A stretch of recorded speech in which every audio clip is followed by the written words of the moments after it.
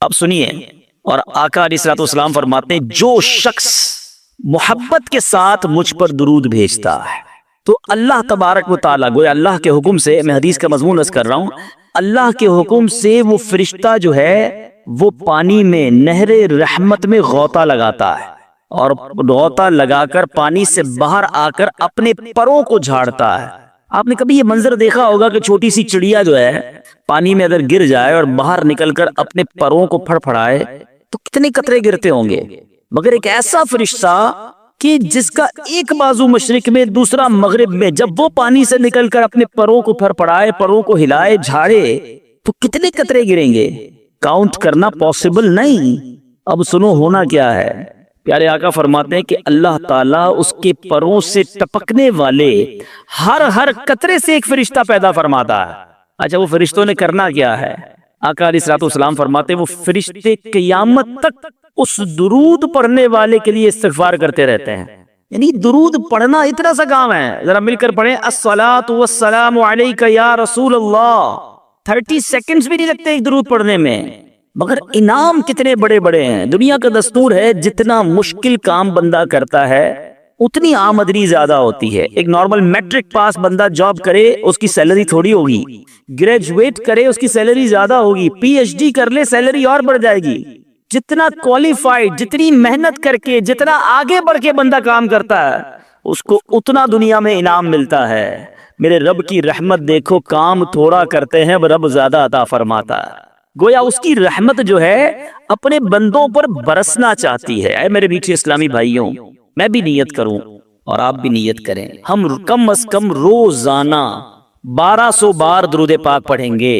آج جس ٹاپک پر میں نے کچھ مدنی پھول آپ کو پیش کرنے ہیں، بیسیکلی یہ ایک ایسی عبادت ہے، یہ ایک ایسا عمل ہے جو ہمارے لیے بہت ضروری بھی ہے، مگر انفارچونیٹلی، بدقسمتی سے ہماری بہت بڑی اکثریت اس کو شاید عبادت ہی نہیں سمجھتی ہے، اس کو ایک آرڈنری کام سمجھتے ہیں، ضمنی کام سمجھتے ہیں، اور اس میں اتنی توجہ بھی نہیں دیتے۔ اور اگر آج آپ توجہ سے پورا بیان سنیں گے آپ ریئلائز کریں گے کہ میں نے جس عبادت کی طرف آپ کی توجہ دلانی ہے وہ صرف نارمل عبادت نہیں، بلکہ حدیث میں اس کو برین آف عبادہ، مخ العبادہ کہا گیا۔ وہ عبادت ایسی ہے جو عبادتوں کا بھی مغز ہے۔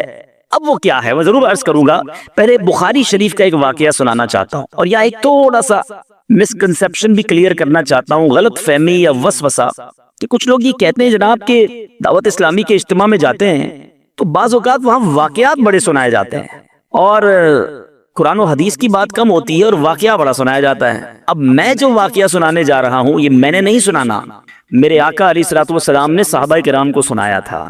تو یہ شاید غلط فہمی ہے کہ واقعات کا قرآن و حدیث سے تعلق نہیں ہے۔ پرابلم یہ کہ نہ ہم نے قرآن پڑھا ہے نہ حدیث پڑھی ہے۔ جنہوں نے قرآن پڑھا ہے ان سے پوچھیں کہ قرآن پاک میں واقعات کتنے ہیں؟ قرآن پاک بھرا پڑا ہے واقعات سے۔ سورہ بقرہ کو بقرہ کیوں کہتے ہیں بھائی؟ یہ ایک گائے کا واقعہ ہے، بقرہ کہتے ہیں گائے کو ہیں، ٹھیک ہے جناب۔ سورہ یوسف کو احسن القصص کہا گیا، قرآن پاک کا سب سے بہترین قصہ۔ شاید آپ میں سے بہت سو کو نہیں معلوم ہوگا کہ قرآن مجید فرقان حمید میں 100 سے زیادہ واقعات موجود ہیں، مگر لوگ پتہ نہیں کیوں اریٹیٹ ہوتے ہیں۔ اس کا مطلب کیا ہوا؟ اس کے آپ پڑھے لکھے لوگ ہیں، شاید میرے پوائنٹ کو پک کر لیں گے۔ بخاری شریف کی بڑی بڑی کتابوں میں، حدیث کی جتنی بڑی کتابیں ہیں، نبی پاک نے پچھلی قوموں کے واقعے بیان کیے۔ قرآن واقعے بیان کر رہا ہے، نبی پاک واقعات بیان کر رہے ہیں۔ What is the reason behind this? اس کا مطلب یہ ہے کہ انسان کو اللہ نے جس طریقے سے بنایا ہے نا، ہمارا ذہن واقعے کو جلدی قبول کرتا ہے، ہم اسٹوری کے ذریعے بات جلدی سمجھتے ہیں۔ اور آج ماڈرن سائنس اس بات کو پک کرنے میں کامیاب ہوئی ہے۔ اللہ کا کلام ہمارے پاس 1450 سال سے موجود ہے۔ آج جائیے اسکول کالجز کے اندر، آج بڑے بڑے پروفیسر اس بات کے نتیجے پر پہنچے ہیں کہ جناب بچوں کو اگر کوئی بات سکھانی ہے تو کوئی اسٹوری کے ذریعے سکھانی ہوگی، کسی پوئم کے ذریعے سکھانی ہوگی، کوئی واقعہ بیان کرے تو بات دل میں گھر کر جائے گی۔ آج ماڈرن سائنس اس بات پر پہنچی ہے، میرا قرآن اور نبی کی حدیثیں ان واقعات سے بھری ہوئی ہیں۔ تو آج میں وہ واقعہ سنانے جا رہا ہوں جو بخاری شریف میں موجود ہے۔ اللہ کی حبیب علیہ الصلوۃ والسلام نے صحابہ کرام کو سنایا، اور امیزنگ کمال کا واقعہ ہے، اور یہی میرے آج کے ٹاپک کا یوں سمجھیے سینٹرل آئیڈیا ہے۔ آپ کو اندازہ ہو جائے گا کہ میں کیا بیان کرنا چاہتا ہوں، اور اس واقعے سے ہمیں بہت کچھ سیکھنے کو ملے گا۔ بخاری شریف میں ہے، حضرت عبداللہ ابن عمر رضی اللہ عنہ سے مروی ہے کہتے میں نے پیارے آقا علیہ الصلوۃ والسلام کو فرماتے سنا، میں سمری خلاصہ اس حدیث کا عرض کروں گا کہ اگلے زمانے میں 3 شخص کہیں جا رہے تھے، رات کا وقت تھا، سونے کے لیے انہوں نے ایک غار کا انتخاب کیا اور ایک غار میں جا کر وہ آرام کرنے لگے۔ اس زمانے میں موٹیل اور ہوٹل تو ہوتے نہیں تھے کہ رات ہو گئی تو چلو کسی ہوٹل میں جا کے آرام کر لیں، کوئی غار دیکھا اور وہیں سو گئے پہاڑ کے اندر۔ ہوا کیا کہ وہ سوئے اور پہاڑ کی ایک چٹان جو ہے وہ اوپر سے گری اور اس پہاڑ کا جو منہ تھا اس پر چٹان آ کر گر گئی، کلوز، دروازہ کلوز ہو گیا۔ اس زمانے میں موبائل فون نہیں تھا کہ اندر پھنسے ہوئے کسی کو بتاتے کہ ہم اندر پھنس گئے، وہ اندر ہو گئے اور دروازہ جو اس غار کا منہ تھا وہ چٹان سے بند ہو گیا۔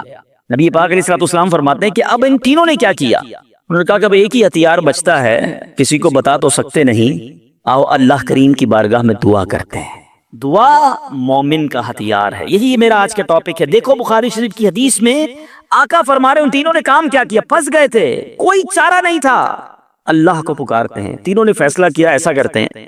تینوں نے کوئی زندگی میں اچھا کام کیا ہونا تو اس اچھے کام کا وسیلہ پیش کر کے اس اچھے کام کے صدقے سے اللہ کی بارگاہ میں دعا مانگتے ہیں۔ بخاری شریف کی حدیث سے یہ عقیدہ کلیئر ہو رہا ہے کہ وسیلے سے دعا مانگی جا سکتی ہے۔ اچھا جناب، پہلے بندے نے کیا کیا؟ اللہ کی بارگاہ میں دعا کی کہ یا اللہ میرے والدین بہت بوڑھے تھے، جب میں جنگل سے بکریاں چرا کر لاتا تو دودھ دو کر سب سے پہلے اپنے والدین کو پلاتا، اس کے بعد اپنی بیوی اور اپنے بچوں کو پلاتا۔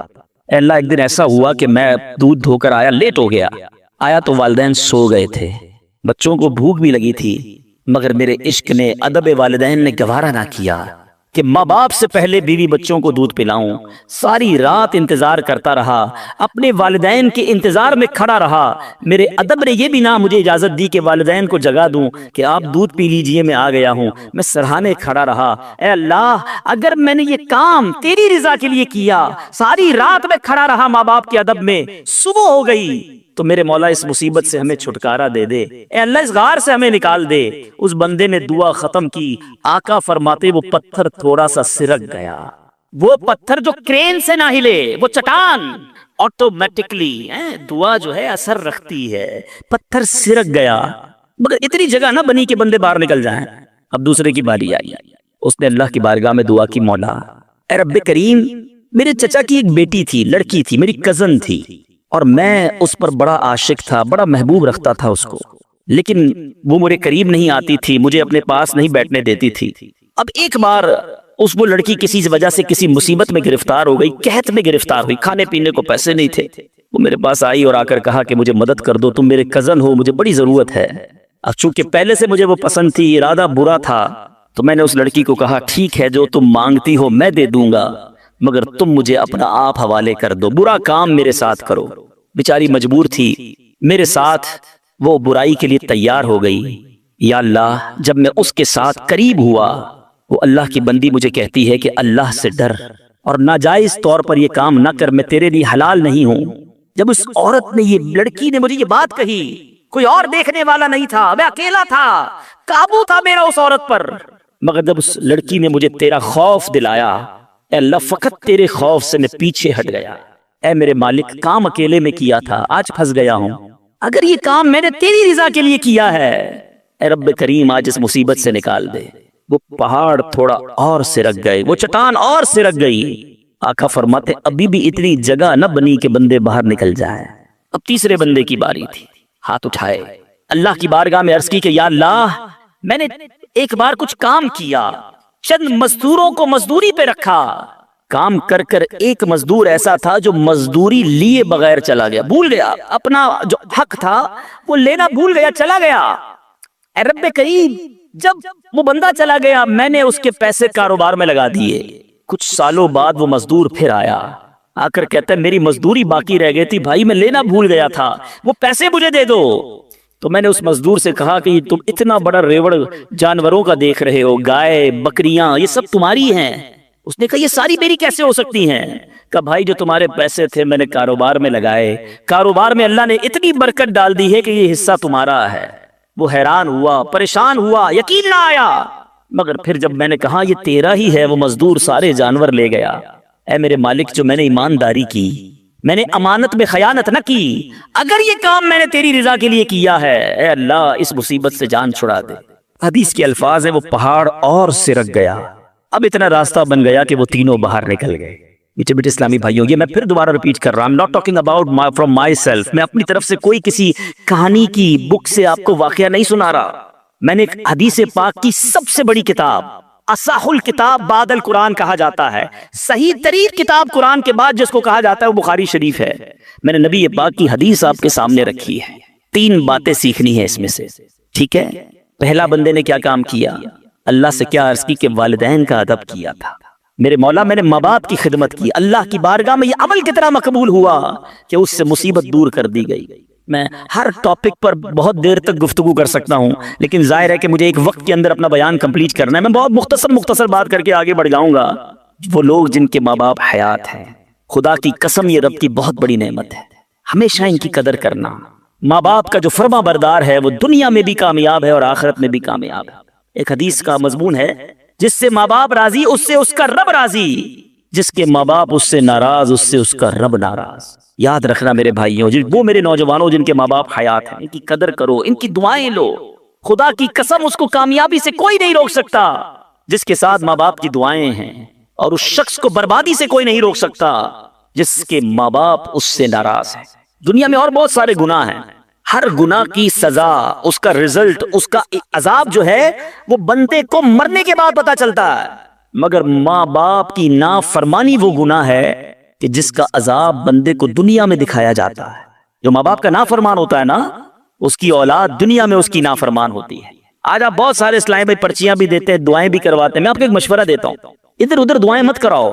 جس کے پاس ماں ہے نا، اپنی ماں کے قدموں میں بیٹھ جاؤ۔ خدا کی قسم ماں دل سے دعا کر دے طوفان ٹل جایا کرتے ہیں۔ بھول گئے آپ کہ جنت میں موسیٰ کا پڑوسی بنا دیا اللہ نے؟ ایک کسائی کو ماں نے دعا دی تھی، اللہ نے موسیٰ کا جنت میں پڑوسی بنا دیا۔ تو ماں باپ کی ادب کریں، نافرمانی نہ کریں۔ دوسری بات، بڑی اہم بات ہے، بڑے نوجوان بیٹھے ہیں یہاں پر، آج جو بے حیائی کا دور ہے، آج جو بدکاری کا دور ہے، آج جو سوشل میڈیا نے ہماری آنے والی نسلوں کو برباد کر کے رکھا ہے، فلموں نے، ڈراموں نے، ماڈرنزم نے، حیا ختم ہوتی جا رہی ہے۔ اس نوجوان نے کیا کیا تھا؟ اکیلا تھا، اس لڑکی پر قابو تھا، مگر جب خوف خدا طاری ہوا تو وہ موقع چھوڑ کر اللہ کے لیے الگ ہو گیا۔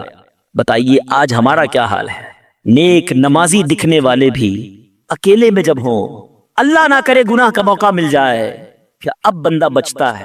ہم سوچے تو صحیح کہ ہم گناہ کرتے وقت یہ خیال تو رکھتے کوئی دیکھ نہ لے، دروازہ بند کر دو، لائٹ آف کر دو، کہیں اور چلتے ہیں، یا تو جاننے والے رہتے ہیں۔ ارے جدھر جا رہے ہو ادھر کا رب کوئی اور ہے کیا؟ اللہ ہر حال میں دیکھ رہا ہے۔ کاش یہ جملہ میرے اور آپ کے دل پر نقش کر جائے۔ جب حرام کرنے کو جی چاہے، جب گناہ کرنے کو جی چاہے، جب بے حیائی کرنے کو جی چاہے، اے میرے نوجوانوں، نہ کرو اپنی نوجوانی کو برباد ان بے حیائیوں کے کاموں میں۔ یہ اللہ کو ناراض کرنے والا، جہنم میں جانے والا کام ہے۔ حفاظت کرو اپنی، شیطان کے واروں سے بچاؤ اپنے آپ کو۔ اور اس کی بڑی وجہ یہ سوشل میڈیا ہے، یاد رکھیے گا۔ پہلے نگاہ بہکتی ہے، پھر دل بہکتا ہے، پھر شرمگاہ بہکتی ہے۔ یہ امیر اہل سنت جو ہے نا، جو بانی دعوت اسلامی ہے، فاؤنڈر آف دعوت اسلامی، بیسیکلی یہ نباز ہے۔ ان کو جتنی دنیا کی مزاج شناسی ہے وہ نعرہ کیوں لگاتے ہیں؟ اکثر نظریں جھکی رہیں گی۔ شاید بہت سو کو سمجھ نہیں آتا کہ یہ نیچی نگاہوں کی بات کیوں کرتے ہیں۔ آج کے دور میں جہاں ہر طرف بے پردگی ہے، ہم پاکستان کی ساری خواتین کو برقع نہیں پہنا سکتے، مگر اپنی نظروں کو تو نیچا کر سکتے ہیں نا، اپنی نگاہوں کو تو حیا کی چادر اڑا سکتے ہیں۔ تو خدا را اگر حرام سے بچنا ہے، گناہوں سے بچنا ہے، تو پہلے نگاہیں جھکائیے، پہلے آنکھوں سے حرام نہ دیکھیے۔ اور اب تیسری بات، اس حدیث میں جو بندے نے دعا کی تھی، تھوڑی سی مزدوری باقی رہ گئی، اور اس بندے نے مزدور کا حق کیسے ادا کیا کہ تھوڑے پیسوں کے لاکھوں واپس کیے۔ مگر آج کیا حال ہے؟ آج کوئی پیسے بھول جائے تو ہم کہتے چلو جان چھوٹی میرے ہو گئے۔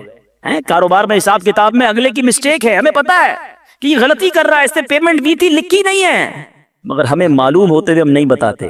یار اچھا ہے بھول گیا، میرے ہو گئے نا۔ کسی کا مال دباتے ہوئے نہیں سوچتے، کسی کے پیسے کھاتے ہوئے، قرضہ لے کر لوگ کہتے جاؤ وصول کر سکتے ہو تو کر لو۔ یاد رکھیے امام اہل سنت فرماتے ہیں، جو کسی کے 3 پیسے جان بوجھ کر دبا لے، I'm not talking about millions rupees، آج لاکھوں روپے لوگ ہڑپ کر جاتے ہیں، ہزاروں ہڑپ کر جاتے ہیں۔ سنو، اعلیٰ حضرت فرماتے ہیں جو کسی کے 3 پیسے دبا لے، اس کو قیامت کے دن ان 3 پیسوں کے بدلے 700 با جماعت مقبول نمازیں دینی پڑ جائیں گی۔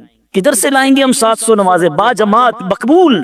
ایک ایک روپیہ لوگوں کا واپس کیجئے. بھول گیا ہے آپ جا کر لوٹائیے, یاد دلائیے اسے, ایسے معاف نہیں ہوگا. آج لوگ کہتے ہیں میرا بگاڑ ہی نہیں سکتا کوئی. ٹھیک ہے, آج آپ کا کوئی نہیں بگاڑ سکتا, بڑے روب والے ہیں, بڑا عہدہ ہے آپ کے پاس, آپ چودھری ہیں, آپ کسی علاقے کے بڑے ہیں, منسٹر ہیں, کونسلر ہیں, واٹ ایور. لیکن آج اگر وہ مظلوم آپ کا کچھ نہیں بگاڑ سکتا نا, یاد رکھنا کل اللہ مظلوم کے ساتھ ہوگا. قیامت کے دن مظلوم کا ہاتھ ہوگا اور ظالم کا گریبان ہوگا.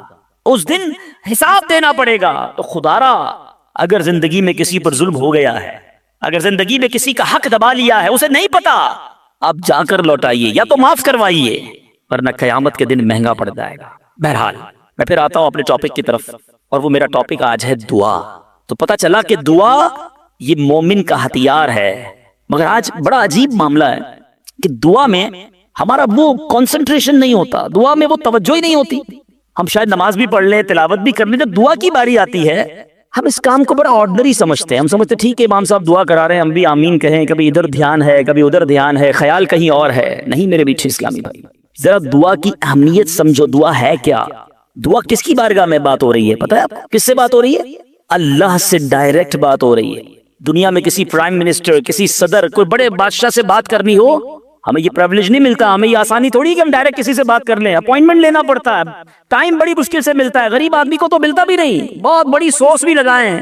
جناب 2 مہینے بعد آپ کی باری آئے گی, 2 منٹ بات کر سکیں گے آپ, 3 منٹ سے زیادہ بات نہیں کر سکیں گے. یعنی دنیا والوں کے پاس جا کر ٹائم لینا ڈیفیکلٹ. جو ساری کائنات کا مالک ہے, جو احکم الحاکمین ہے, جو رب العالمین ہے, ارے دنیا کا کوئی بندہ چاہے اس سے بات کرنا اٹھائے ہاتھ اور مانگنا شروع کر دے. کوئی اپوائنٹمنٹ نہیں, کوئی سیکرٹری نہیں, no buddy between you and your Allah. Direct Allah سے بات کرو جتنی کرنی ہے, اور ٹائم لمٹ بھی نہیں ہے. تم تھک سکتے ہو, تم اکتا سکتے ہو, رب کے خزانوں میں کمی نہیں ہے. اور کمال دیکھے دنیا کا, آج آپ دنیا والوں سے پیسے مانگیں, مثال دیتا ہوں, ہمارے ساتھ بھی ہوتا ہے, آپ کے ساتھ بھی ہوتا ہے, کوئی دوست تو قریب بھی ہو, آ جائے یار کہ کسی مشکل میں ہوں بھائی مدد کر دو, ہم شاید مدد کر بھی دیں, یار بڑا کلوز ہے, رشتہ دار ہے, گرائی ہے, تھوڑے دیر بعد پھر آ جائے, یار دوبارہ چاہیے پیسے, پھنس گیا ہوں, مسئلہ حل نہیں ہوا. اب شاید جیب میں مشکل سے ہاتھ جائے, لیکن یار دوست ہے, چلو دے دو. تیسری بار آ جائے, یار یہ تو مانگنے والا ہو گیا ہے, بار بار آتا ہے. چوتھی بار آ جائے تو موبائل اس کا اٹھنا بند ہو جائے گا. 5ویں بار شاید ہم اس کا نمبر بھی بلاک کر دیں گے, چوکیدار کو بھی کہہ دیں گے اس کو قریب نہیں آنے دینا, یہ تو مانگنے والا ہو گیا ہے. یہ ہے دنیا. تم اپنے اچھے دوست, قریبی رشتہ دار سے 3-4 بار مانگ لو, وہ اب تم سے دور ہو جائے گا, تمہیں برا کہے گا. میرے رب کریم کی شان دیکھو, فرماتا ہے ادعونی استجب لکم, مجھ سے دعا مانگو میں تمہیں عطا فرماؤں گا. اجیب دعوت الداعی اذا دعانی, میں دعا مانگنے والے کی دعا قبول کرتا ہوں جب وہ مجھے پکارے. اللہ اکبر, اللہ تعالیٰ زیادہ مانگنے والوں سے زیادہ محبت فرماتا. ایک اور عجیب بات بتاؤں کہ اللہ تبارک و تعالی ان بندوں سے ناراض ہوتا ہے. دنیا میں ہے کوئی ایسا سخی؟ کریم دیکھو میرا مالک, جو نہیں مانگتا رب اس سے ناراض ہوتا ہے. شاعر لکھتے ہیں نا, تو کریم ہی جو ٹھہرا تو کرم کے کیا ٹھکانے, تو کریم ہی جو ٹھہرا تو کرم کے کیا ٹھکانے, تو نوازنے پہ آئے تو نواز دے زمانے. میں نے آپ کو قرآن کی کچھ آیات کے ذریعے یہ احساس دلایا کہ دعا کی اہمیت کیا ہے. اب آؤ میں آپ کو آپ کے نبی علیہ الصلوۃ والسلام کی کچھ حدیثیں بتاتا ہوں, کس طرح انکریج کیا. اللہ کے حبیب علیہ الصلوۃ والسلام نے کیسی حوصلہ افزائی فرمائی ہے دعا کے بارے میں. اللہ کے حبیب علیہ الصلوۃ والسلام فرماتے ہیں اللہ تعالیٰ کے نزدیک کوئی چیز دعا سے بزرگ تر نہیں ہے. اللہ کے نزدیک سب سے بزرگ چیز وہ دعا ہے, اور دعا کو حدیث میں مخ العبادہ, عبادت کا مغز کہا گیا, ٹاپ آف دا لسٹ. جو عبادت ہے نا وہ دعا ہے, مگر آج دعا کی طرف توجہ ہی نہیں. ہم تو سمجھتے ٹھیک ہے مانگ لی, نہیں مانگی. ارے دعا نہ مانگنے والوں سے رب ناراض ہوتا ہے, اور جو جتنا مانگتا ہے رب اس سے اتنا خوش ہوتا ہے. میرے میٹھے اسلامی بھائیوں, اللہ فرماتا ہے, سنو حدیث قدسی ہے, اے فرزند آدم تو جب تک مجھ سے دعا کرتا رہے اور میرا امیدوار رہے گا, میں تیرے گناہ کیسے ہی ہو معاف فرماتا رہوں گا اور مجھے کچھ پرواہ نہیں ہے. جب تک مانگو کہ رب عطا فرمائے گا. ہم بڑے نادان ہیں, پرابلم یہ ہم بڑی جلدی مچاتے ہیں. یار اتنے دنوں سے دعا کر رہا ہوں, مسئلہ حل نہیں ہو رہا ہے. میں نے دعا کی یا اللہ کاروبار میں برکت دے دے, کل بھی 5,000 کی بکری ہوئی, آج بھی 5,000 کی, کوئی اضافہ نہیں ہے. جناب میں دعا کرتا ہوں یا اللہ صحت دے دے, شوگر لیول کمی نہیں ہو رہا. میں دعا کرتا ہوں یا اللہ بیٹا دے دے، بیٹا مل ہی نہیں رہا۔ میں انشاءاللہ اور بھی باتیں اس میں عرض کروں گا، میں صرف ابھی اس حدیث کو کلیئر کر دیتا ہوں۔ میں آپ سے پوچھنا چاہتا ہوں، آپ نے دعا کی کہ یا اللہ میرے کاروبار میں برکت دے دے، آپ کی جو سیل تھی وہ ایز اٹ از رہی، لیکن آپ کی دکان میں آگ لگنے والی تھی، آپ کی دکان میں ڈکیتی ہونے والی تھی، آپ نے دعا مانگی، اللہ نے اس بلا کو روکنے میں لگا دیا۔ سچ بتاؤ، پیسے تھوڑے بڑھ جاتے اچھا تھا، یا دکان میں آگ نہ لگی یہ بڑا کرم ہو گیا؟ میں نے گھر سے نکلنا تھا، میرا ایکسیڈنٹ ہونا تھا، ٹانگ ٹوٹنی تھی، میں نے اللہ سے دعا کی تھی اللہ بیٹا دے دے، وہ دعا کو کنورٹ کیا گیا، میری ٹانگ بچ گئی، میرا ایکسیڈنٹ بچ گیا۔ بتاؤ یہ اللہ کی مہربانی نہیں ہے؟ پرابلم پتہ ہے کیا ہے؟ ہمیں دنیا والوں پر سب پر بھروسہ ہے، ہمیں اللہ پر بھروسہ نہیں ہے۔ ہم سمجھتے ہیں پتہ نہیں دعا قبول کیوں نہیں ہوتی ہے۔ دعا کے آداب میں لکھا ہے کہ اللہ اس بندے کی دعا قبول نہیں فرماتا جو دعا کی قبولیت میں جلدی مچاتا ہے، جو کہتا ہے جلدی قبول ہو جائے، بس آج ہی قبول ہو جائے۔ اچھا پھر لوگ شکوے بھی بڑے کرتے ہیں، یار میں نے جمعے کے دن بھی دعا کی، مزار پہ جا کے بھی دعا کی، بزرگوں سے بھی دعا کرائی، کسی نے کہا کعبے کو دیکھ کر پہلی دعا کرو وہ قبول ہوگی، کعبے پر بھی چلا گیا، میں مدینے بھی گیا، میری دعا ہی قبول نہیں ہو رہی، میرا پرابلم ہی سولو نہیں ہو رہا۔ اب ذرا 2-3 حدیثیں سناؤں گا، یہ ساری غلط فہمیاں، یہ سارے مسکنسیپشن اگر آپ توجہ سے سنیں گے تو دور ہو جائیں گے۔ اللہ کے حبیب علیہ الصلوۃ والسلام فرماتے ہیں دعا بندے کی 3 باتوں سے خالی نہیں ہوتی، 3 میں سے کوئی ایک بینیفٹ لازمی ملتا ہے۔ آقا فرماتے ہیں یا تو اس دعا کے بدلے گناہ بخش دیا جاتا ہے، یا اس میں جو مانگتا ہے وہ مل جاتا ہے، دنیا میں جو مانگا وہ مل گیا، سیکنڈ یہ آپشن ہے۔ تیسرا فرمایا کہ اللہ اس کے لیے اس دعا کا ثواب جمع کر دیتا ہے۔ حدیث کے الفاظ ہے جب بندہ قیامت کے دن جا کر اتنی ساری نیکیاں دیکھے گا، پہاڑ جتنی، تو عرض کرے گا مولا یہ کام تو میں نے نہیں کی، کدھر سے ہوئے؟ ارشاد ہوگا یہ تیری وہ دعائیں ہیں جو دنیا میں قبول نہ ہوئی تھی، اس کا ثواب ہم نے جمع کر دیا ہے۔ بندہ قیامت کے دن تمنا کرے گا کاش میری دنیا میں کوئی دعائی قبول نہ ہوتی، اتنا اجر اتنا ثواب۔ تو اس کا مطلب کیا ہوا کہ دعا مانگتے وقت کنجوسی نہ کیا کرو، ایچ اینڈ ایوری ورڈ، ہر لمحہ آپ کا دعا میں عبادت ہے، اور یہ آپ کے نامہ اعمال میں بڑھوتری کا سبب ہے۔ دعا میں یہ نہ سوچا کرو کہ پتہ نہیں کیا ملنا ہے نہیں ملنا، یقیناً ملنا ہے۔ اب دوسری حدیث سنو اور ایمان تازہ ہوگا۔ اللہ کے حبیب علیہ الصلوۃ والسلام فرماتے ہیں جس کا مضمون ہے کہ جب کوئی فاسق، فاجر، گناہ گار دعا کرتا ہے، بعض اوقات یہ بھی خیال آتا ہے شیطان ہے نا، یار میں 5 ٹائم نماز بھی پڑھتا ہوں، میں روزے بھی رکھتا ہوں، میں درود بھی پڑھتا ہوں، میں زکوٰۃ بھی دیتا ہوں، میرے کام سیدھے ہوتے نہیں ہیں، میری دعائیں قبول ہوتی نہیں، وہ برابر میں میرا پڑوسی ہے، ایک وقت کی نماز پڑھتا نہیں ہے، کام سارے اس کے الٹے ہیں، کاروبار اس کا ترقی کر رہا ہے، گھر اس کے بن رہے ہیں، یہ کیا ماجرا ہے؟ اول تو ہمیں یہ سوچنا نہیں چاہیے کہ میں نیک ہوں، ہر وقت ہمیں یہ سوچنا چاہیے کہ میں سب سے برا ہوں، میری بہت ساری خطائیں، لیکن اس کے باوجود اب جو میں حدیث سنانے جا رہا ہوں یہ بہت سو کی بہت بڑی کنفیوژن کو دور کر دے گی۔ اللہ کے حبیب علیہ الصلوۃ والسلام فرماتے ہیں جس کا مضمون ہے جب کوئی فاسق، فاجر، گناہگار شخص اللہ کی بارگاہ میں دعا کرتا ہے، اللہ فرشتوں سے فرماتا ہے اس کا کام جلدی کر دو۔ کیوں؟ فرماتا ہے اس کا مانگنا پسند نہیں آ رہا، اس کی آواز اچھی نہیں، جلدی کام کر دو۔ اور فرمایا جب اللہ کا کوئی نیک بندہ، رب کا محبوب جب اللہ کی بارگاہ میں دعا کرتا ہے، اللہ فرشتوں سے فرماتا ہے ابھی اس کو نہ دینا، ابھی اس کا کام نہ کرنا، اس کو اور مانگنے دو، مجھے اس کا مانگنا بڑا پسند آ رہا۔ میں آپ سے پوچھتا ہوں خدا کی قسم، میں جو مانگوں وہ مجھے میرا رب دے دے، یہ اچھا ہے یا زندگی میں ایک دعا میں ایسی کروں کہ اللہ جبریل سے کہے کہ میرے بندے کا کام نہ کرنا، اس کو اور مانگنے دو، اے میرے فرشتوں اور مانگنے دو، مجھے اس کا مانگنا بڑا پسند آ رہا۔ کاش زندگی میں ایک دعا، مجھے بتاؤ نا، میرا رب یہ کہہ دے کہ میرے بندے کی آواز مجھے پسند ہے، پھر تو میرا کام ہو گیا نا، میرے رب کو میں پسند آ گیا، اس سے بڑی کیا چیز ہے؟ مگر بدقسمتی ہے اس شخص کے لیے جو اللہ کی بارگاہ میں شکوہ کرتا ہے کہ میرا کام نہیں ہو رہا، میری دعا قبول نہیں ہو رہی۔ جلدی نہ مچایا کرو، اللہ پر بھروسہ رکھو، اور اب آخری بات سے اور آپ کا کلاؤڈ کلیئر ہو جائے گا۔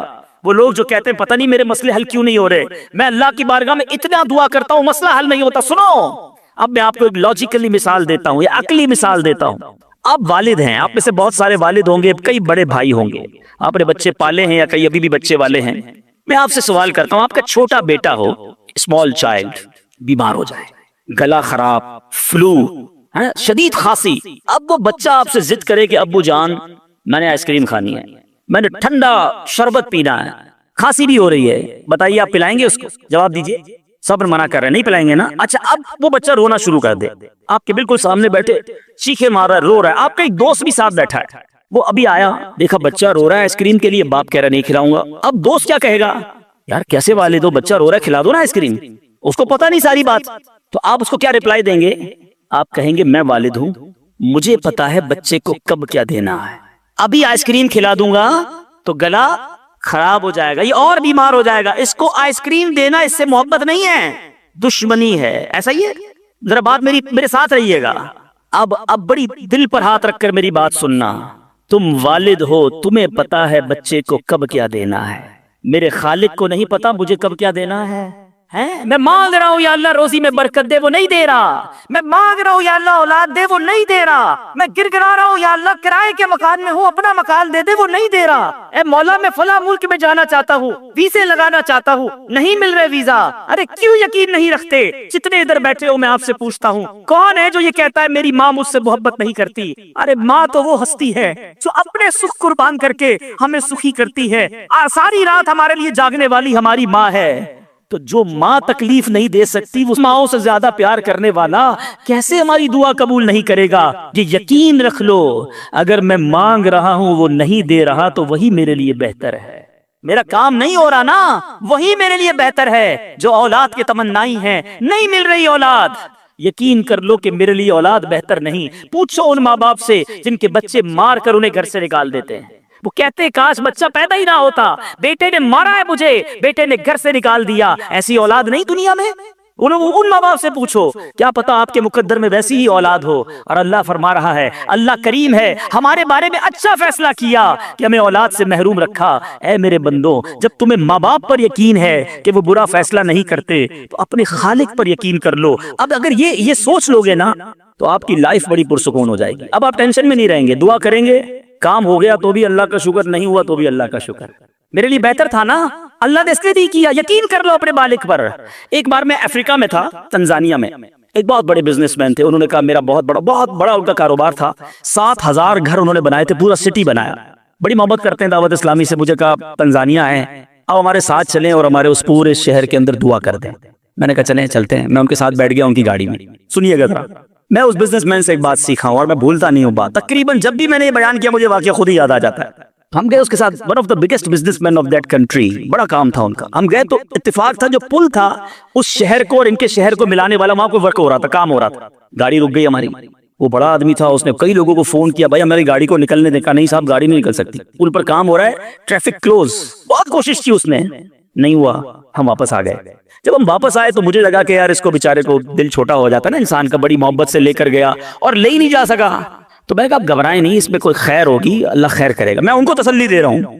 یار اس بندے نے جو جملہ کہا نا، وہ کہتا ہے بھائی میری زندگی کا ایک دستور ہے، جب میرا کام ہو جاتا ہے نا تو میں ایک بار اللہ کا شکر ادا کرتا ہوں، نہیں ہوتا تو 2 بار اللہ کا شکر ادا کرتا ہوں۔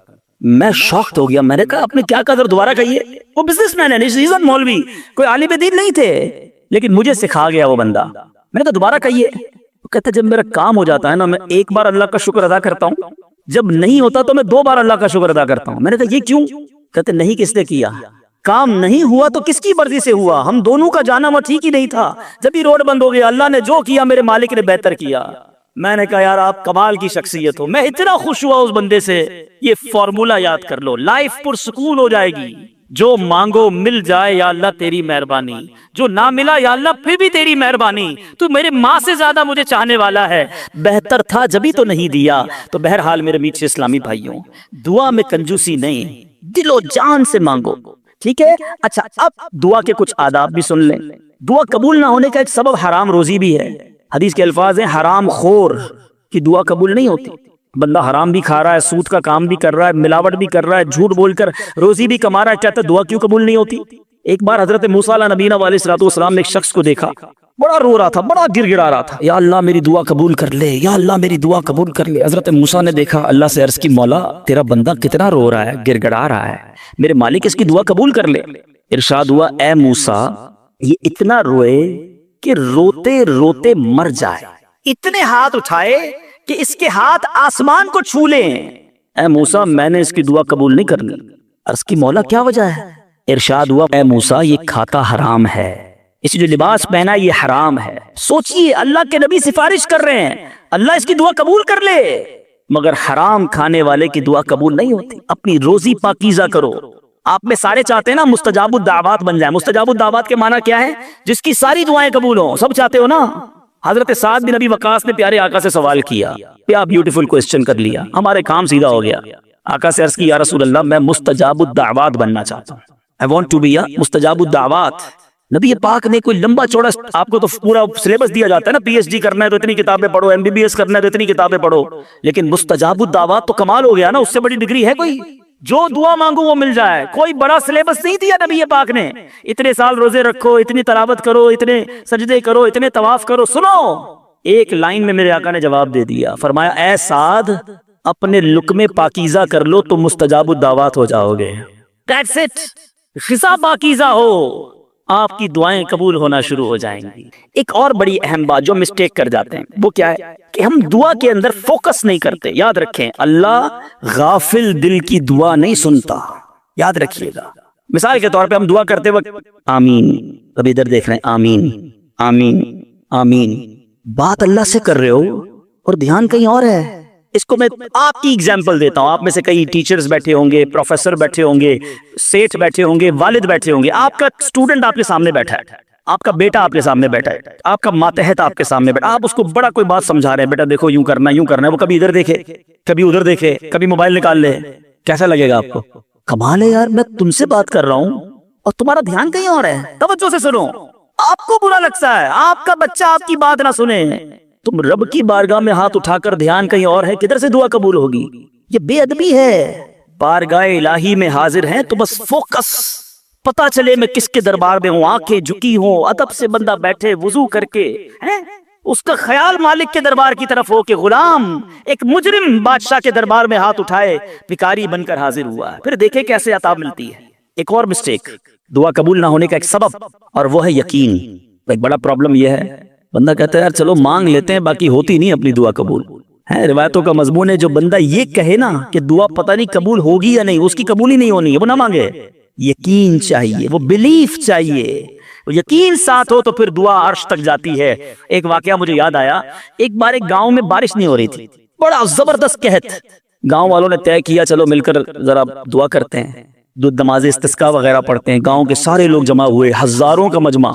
کئی سالوں سے اس گاؤں میں بارشیں نہیں ہوئی, پتے پتے کو بوند بوند کو لوگ ترس رہے. ایک نوجوان, ایک ینگسٹر آیا, ہاتھ میں اس کی چھتری ہے. سارے گاؤں والے ہنسنے لگے کہ اللہ کے بندے, کئی سالوں سے ایک قطرہ پانی کا نہیں گرا, تم چھتری لے کر آئے ہو. اس نوجوان نے کمال کا جواب دیا کہ جس سے مانگنے آئے ہیں وہی تو برسانے والا ہے. اب اگر اس نے برسا دی تو کیا بھیگتے ہوئے جاؤں گا؟ اب ہوا یہی, کتاب میں لکھا سب نے دعا مانگی, نوجوان کے یقین کی برکت سے دعا کے دوران موسلا دھار بارش شروع ہو گئی. سارا گاؤں بھیگتے ہوئے گیا, نوجوان چھتری کے نیچے چلتا ہوا جا رہا ہے. یقین ہوگا تو کام ہوگا, دعا پر یقین نہیں تو اللہ پر یقین نہیں ہے تو کام کیسے ہوگا؟ یہ تو چند میں نے آداب بیان کر دیے. اب میں دو بڑی اہم باتیں کرنا چاہتا ہوں کہ دعا جو ہے نا ماں باپ کی, وہ بڑی امپورٹنٹ ہے. بعض اوقات ہم سمجھتے ہیں کہ یار کام نہیں ہو سکتا میرا, بڑا ٹپیکل ہے, میں بڑی مشکل میں پھنس گیا ہوں, میرے مسائل بہت ہیں, یہ مسئلہ حل ہو ہی نہیں سکتا, میں اتنے بڑے قرضے میں آ گیا ہوں کہ وہ قرضہ کیسے اترے گا؟ میں ساری زندگی نوکری کرتا رہا ہوں, قرضہ تو نہیں اترنا, میری یہ بیماری ڈاکٹر کہتے ہیں ٹھیک ہی نہیں ہوگی. یہاں آ کر ہمارا کانفیڈنس شیک ہو جاتا ہے, ہم اللہ سے بھروسہ اٹھا لیتے ہیں, ہمیں لگتا ہے نہیں یار یہ پرابلم سالو نہیں ہو سکتا. آج ایک بات سیکھ کر جانا, جو پرابلم آپ کے سامنے بہت بڑا ہے نا وہ آپ کے لیے بڑا ہے.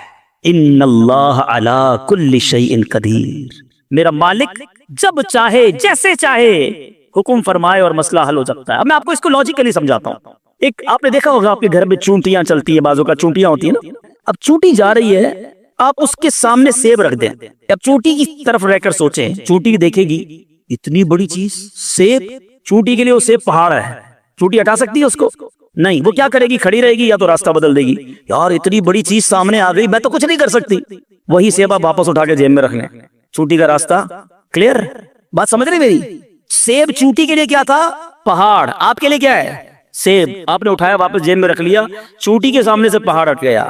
جو پرابلم میرے اور آپ کے سامنے ہے نا, میرے لیے پہاڑ ہے, آپ کے لیے پہاڑ ہے, آپ کو لگتا ہے سالو ہی نہیں ہو سکتا.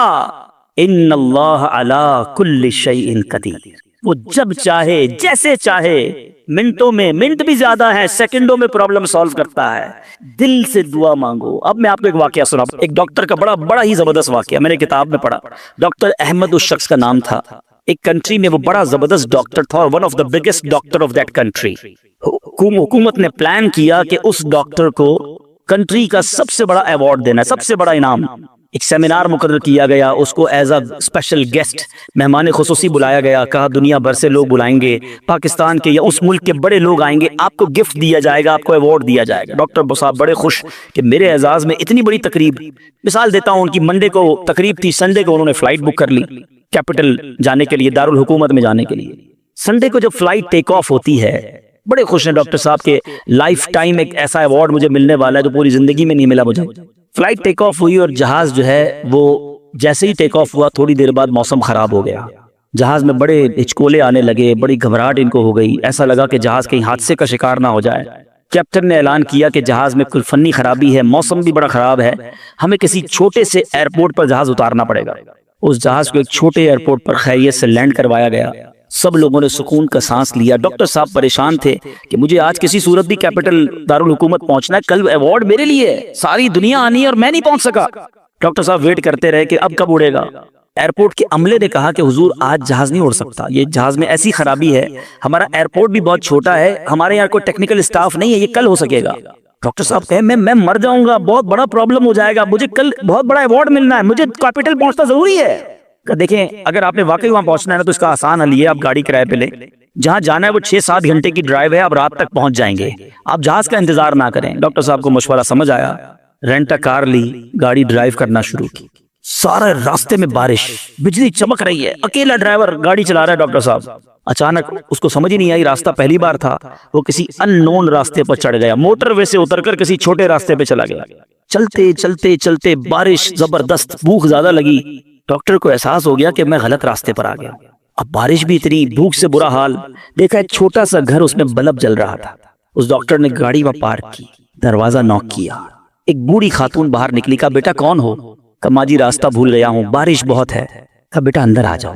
اس خاتون نے جو گھر میں کھانا بنا تھا ڈاکٹر کو پیش کیا۔ ڈاکٹر احمد کو بھوک بڑی لگی تھی، کھانا کھا لیا۔ اب اس بوڑھی ماں کے پیچھے ڈاکٹر نے دیکھا ایک جوان بیٹا بستر پر لیٹا ہے۔ کہا ماں جی یہ کون ہے؟ کہا بیٹا میرا پوتا ہے، شدید بیمار ہے، میں غریب عورت ہوں مگر میرے پوتے کو جو میری زندگی کا سہارا ہے، ایک ایسی بیماری ہو گئی ہے، ہمارے گاؤں میں نے کئی ڈاکٹروں کو دکھایا ہے، ڈاکٹر کہتے ہیں کہ اس کا علاج پاکستان میں ایک ہی ڈاکٹر ہے جس کا نام ڈاکٹر احمد ہے، وہی کر سکتا ہے۔ بیٹا ہر نماز کے بعد دعا کرتی ہوں کہ اتنے پیسے جمع ہو جائیں کہ میں اپنے اس معذور بیٹے کو ڈاکٹر احمد کے پاس لے جاؤں، تم مجھے مسافر لگتے ہو، ذرا تم بھی دعا کر دو میرے بیٹے کا علاج ہو جائے۔ ڈاکٹر احمد دسترخوان پر بیٹھ کر رونے لگا، کہتا ماں جی میرے جہاز کا خراب ہونا، چھوٹے ایئرپورٹ پر اترنا، میری گاڑی کا راستہ بھولنا اور آپ ہی کے دروازے پر آ کر کھڑے ہونا، یہ فقط آپ کی دعاؤں کا ثمرہ ہے، میں ہی ڈاکٹر احمد ہوں، آج آپ کے گھر میں آ گیا ہوں، میں آپ کے بیٹے کا علاج کروں گا۔ یہ ہے دعا۔ اللہ سے دعا کرو تو گھبراؤ نہیں، اللہ سے دعا کرو تو یقین رکھو، اگر واقعی دل سے دعا ہے تو رب راستے بنائے گا، وہ غیب سے مدد فرمائے گا۔ مجھے لگتا ہے میرا مسئلہ بڑا ہے، اور پھر میں وہی بات کروں گا کہ جس کی ماں زندہ ہے، خدا کی قسم ماں کی دعائیں لے لو، پوچھو ان سے جن کی ماں چلی گئی ہے، آج جس کی ماں نہیں نا، وہ کس سے دعائیں کروائے، وہ کس سے التجائیں کروائے؟ سفر پہ ہوتے تھے تو پیچھے کوئی تھا جو مصلی بچھا کر دعا کرتا تھا، ہر تھوڑے دنوں بعد پیغام آتا تھا بیٹا کدھر پہنچے، بیٹا طبیعت کیسی ہے؟ ارے ماں سوچو تو صحیح، بیٹے کا کام تھا ماں سے پوچھنا کہ ماں تمہاری طبیعت کیسی ہے، ماں پوچھتی ہے بیٹا تم کیسے ہو؟ ہم نے راتوں کو اٹھ کر ماں کو جگایا، ماں پیٹ میں درد ہے، کبھی ماں نے ہمیں بتایا کہ میرے پیٹ میں درد ہے؟ بیٹا اپنی تکلیفیں سہتی رہی، اپنی تکلیفیں سہتی رہی، مگر ہمیں راہ پہ پہنچاتی رہی۔ لے لو دعائیں، یہ دعاؤں کا سائبان ہے، نہ کرو ماں کو تنگ، نہ کرو اسے پریشان، جتنی بھی بڑی پریشانی میں ہونا ماں کے قدموں میں بیٹھ جاؤ کہ ماں میرے لیے دعا کر دے، تمہاری ماں نے دعا کر دی نا، یہ عرش تک جاتی ہے۔ اور ایک اور بات بتا دوں، کچھ دعائیں وہ ہیں جو ہم کہتے ہیں ماں دعا کر دو، ابو دعا کر دی، یہ الگ بات ہے، وہ کرتے ہیں، اتنی خدمت کرو کہ کہنا نہ پڑے، ماں خود دعا کرے یا اللہ میرے بیٹی کی خیر کر دے، ماں والد خود دعا کرے یا اللہ میرے بیٹے کے بگڑے کام بنا دے، پھر دیکھو کیا ہوتا ہے تمہارے ساتھ۔ اور آخری بات آج کے بیان کی کہ کبھی کسی کی بد دعا نہ لینا. دعا اثر رکھتی ہے نا تو بد دعا بھی اثر رکھتی ہے. ہائے جو ہوتی ہے نا دل سے نکلتی ہے وہ برباد کر دیتی ہے انسان کو. اگر آپ کو لگتا ہے نا کہ یار میرا چلتا کاروبار خراب ہو رہا ہے, میری زندگی میں پرابلم شروع ہو گئی ہیں, میرے گھر میں بڑی خوشیاں تھیں, آہستہ آہستہ چیزیں خراب ہو رہی ہیں, فوراً چیک کرو کسی پر ظلم تو نہیں کیا, کسی کی ہائے تو نہیں لی. ایک بار میں نے ایک واقعہ اسی کتاب میں یہ واقعہ بھی پڑھا کہ ایک مچھیرا تھا اور ایک پولیس والا کوتوال اس مچھلی بازار میں گیا اور اس نے دیکھا بڑی تازہ مچھلی مچھیرا بیچ رہا ہے. کہا کتنے کی ہے دکھاؤ ذرا. اس نے کہا صاحب اتنے 100 روپے کی ہے. کہا کبھی ہم نے کسی کو پیسے دیے؟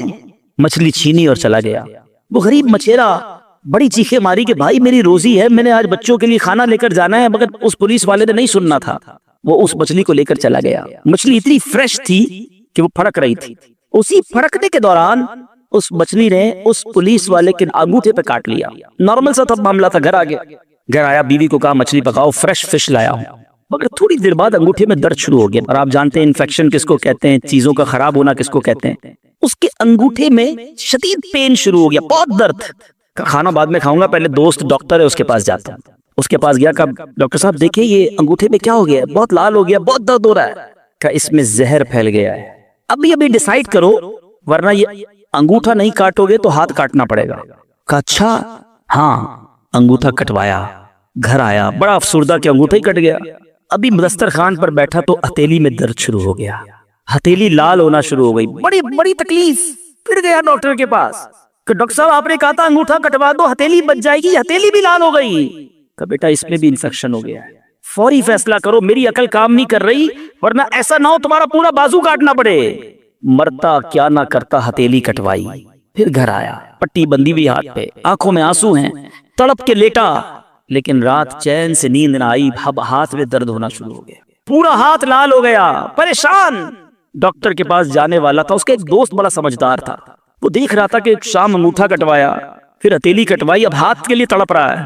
خیر ایک بات بتاؤ, آج تمہارے ساتھ کوئی واقعہ ہوا ہے کیا, تم نے کوئی کام کیا ہے؟ کہتا ہاں, میں ایک غریب مچھیرے سے مچھلی چھین کر آیا ہوں. وہ روتا رہا, میں اس کا جواب میں نے نہیں دیا.